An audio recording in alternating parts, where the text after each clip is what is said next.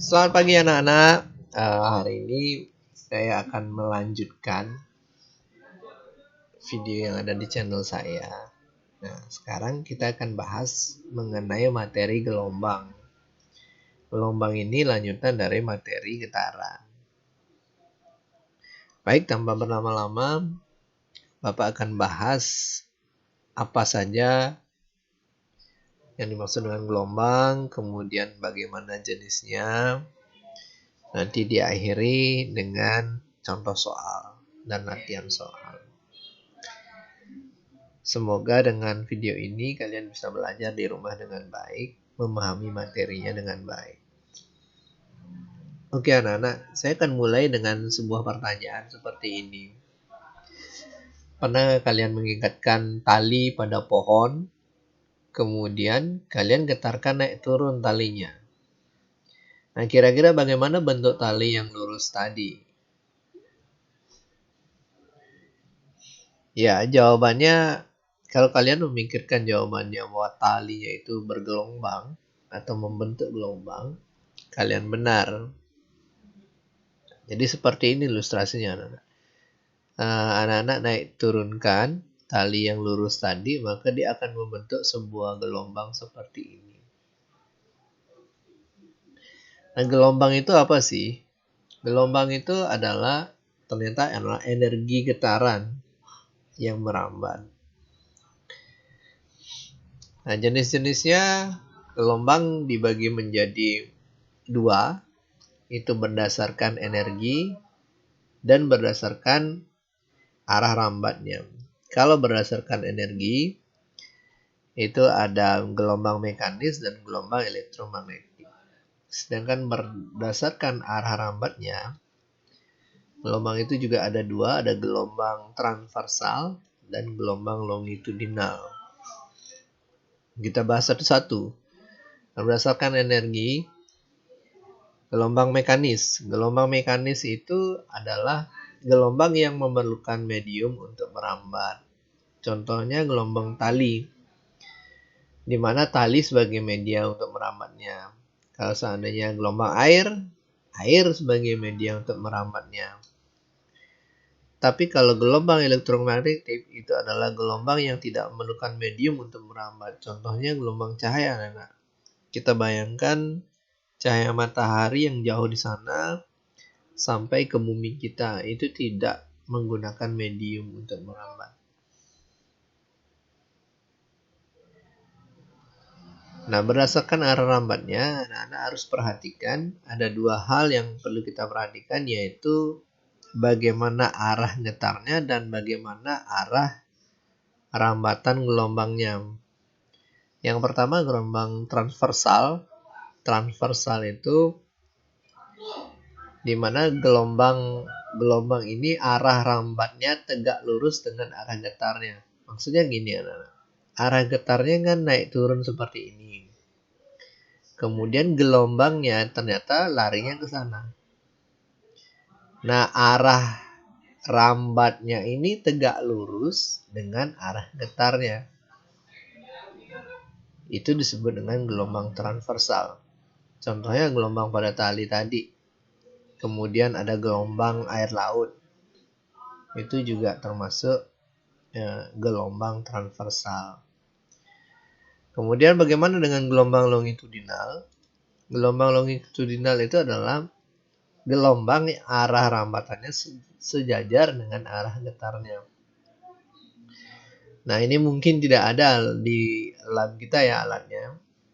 Ini namanya slinky anak-anak. Ini kalau kita dorong atau arah getarnya maju mundur seperti ini, dia akan terjadi ada renggangan, ada rapatan. Ada renggangan, ada rapatan. Nah, ini arah rambatan ini sejajar dengan arah getaran yang kita lakukan. Kalau tadi arah getarnya tegak lurus, sedangkan arah rambatnya lurus ke sana. Ini makanya tegak lurus jadinya dengan arah rambatnya. Jadi seperti itu. Contoh pada gelombang longitudinal itu adalah gelombang bunyi, anak-anak. Nanti di video selanjutnya saya akan menjelaskan tentang bunyi. Nah, jadi seperti ini gelombang yang kita keluarkan dari suara kita.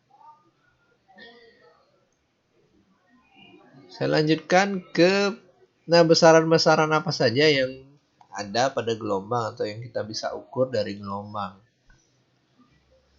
Nah, kita tahu yang pertama itu adalah panjang gelombang.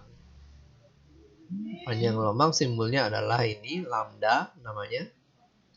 Itu adalah panjang satu gelombang. Kalau sudah menyebutkan panjang gelombang, itu kita berpikir harus satu gelombang. Satuannya meter.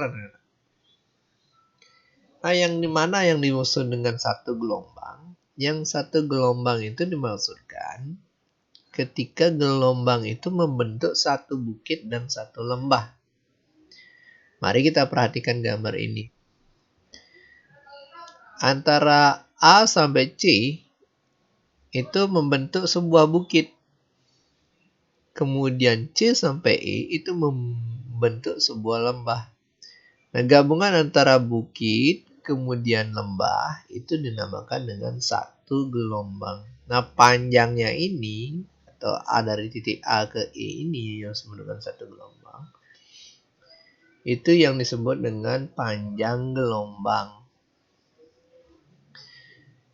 Nah, kadang di beberapa kasus atau di beberapa soal ada gelombang dari B ke F, ke titik F. Itu juga satu gelombang, anak-anak.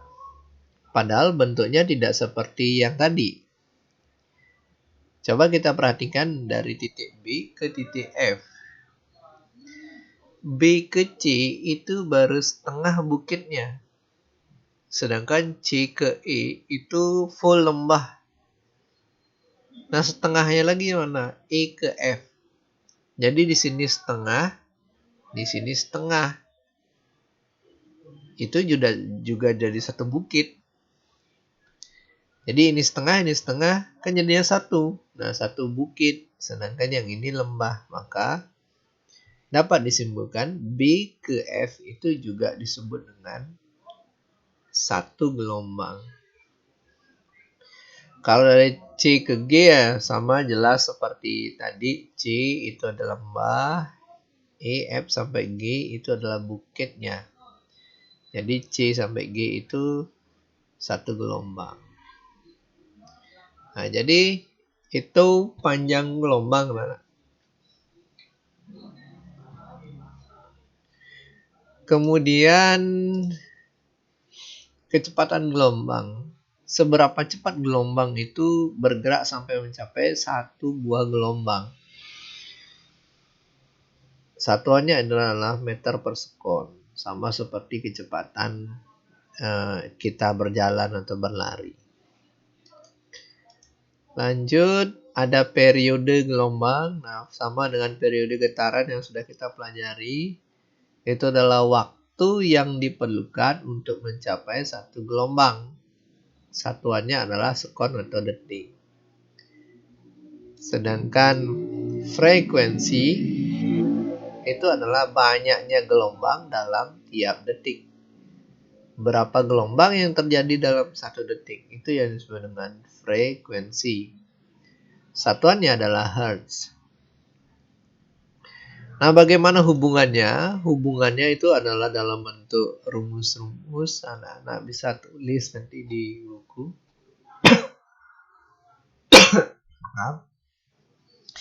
Nah, lambda itu sama dengan kecepatan dikali periodenya. T besar. Di mana periode itu sama dengan 1 dibagi frekuensi. Ini rumus yang penting anak-anak bisa kalian tulis di buku catatan. Lambda itu sama dengan kalau diketahui kecepatan dengan frekuensi ya pakai rumus ini. Kalau ternyata diketahui dengan periode maka pakai rumus yang begini. Jadi fleksibel. Nah,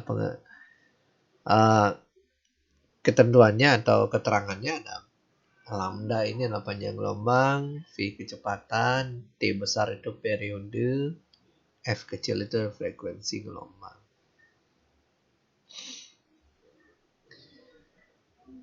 Baik anak-anak, kita lanjut ke contoh soal. Sehingga kita bisa memahami rumus-rumus tadi. Contoh soalnya adalah gelombang pada permukaan air merambat dengan panjang gelombang. Nah, panjang gelombang itu lambda, 4 meter. Jika waktu yang dibutuhkan untuk menempuh satu gelombang, ingat itu adalah pengertian waktu periode. Itu adalah 2 sekon. Maka tentukan cepat rambat gelombangnya dan frekuensi gelombangnya. Ada panjang gelombang, ada periode. Baik, mari kita selesaikan anak-anak. Diketahui lambda atau panjang gelombangnya 4 meter. Kemudian periodenya adalah 2 sekon.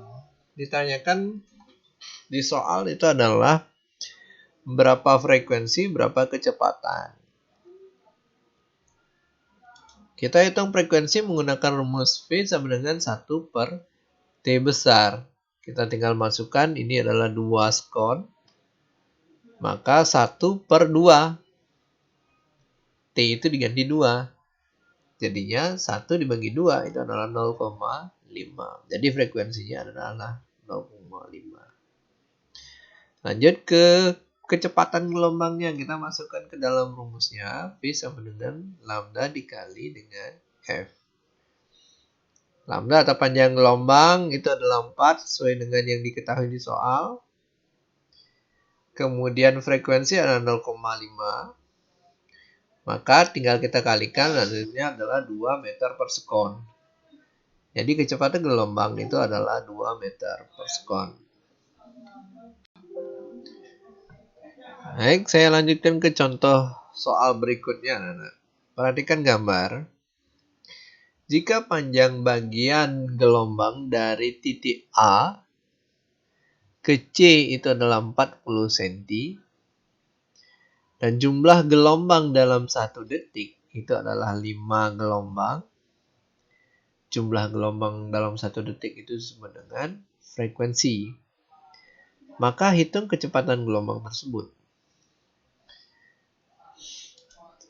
Baik diketahui anak-anak, A sampai dengan C. Kalau dalam pengertian satu gelombang itu adalah satu bukit, satu lembah. Sedangkan yang diketahui di soal itu hanya bukitnya saja. Berarti itu sama dengan setengah gelombang. Setengah gelombangnya 40 cm. Jadi kalau satu gelombang itu berapa senti? Kita harus berpikir ke sana. Setengahnya 40, maka satu gelombang itu adalah 80. Kenapa 80? Setengahnya 40, maka setengahnya lagi tambahin 40. Atau 2 kali 40 sama dengan 80 cm. Karena satuan panjang gelombang itu adalah meter, maka harus diubah lagi. 80 dibagi dengan 100, dapatnya adalah 0,8 meter. Nah, frekuensinya adalah 5 Hz. Ditanyakan berapa panjang atau kecepatan gelombangnya. Tinggal masukkan ke dalam rumusnya. Kamu ambil rumusnya yang tadi, kecepatan lambda dikali F, tinggal kalikan. 0,8 dikali dengan 5. Maka jawabannya adalah 4 meter per sekon. Jadi begitu anak-anak. Jadi kita analisis dulu. Nah, di analisis ini penting. Kemudian ambil rumusnya. Kalian ingat rumus. Sudahlah, kerjakan langsung. 0,8 dikali 5 hasilnya 4.